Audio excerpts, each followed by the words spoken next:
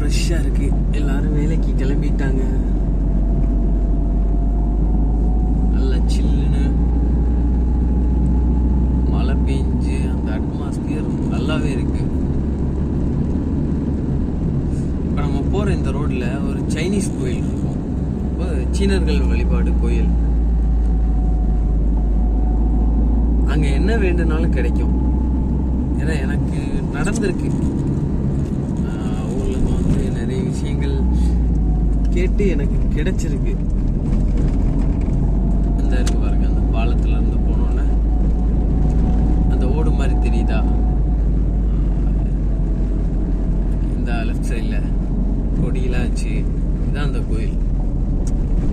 Daily போகும்போது ஏதாவது ஒன்று கேட்டுக்கிட்டே இருப்பேன். கொஞ்ச நாள்ல அது நடந்துடும். நானும் ஹாப்பி ஆயிடுவேன்.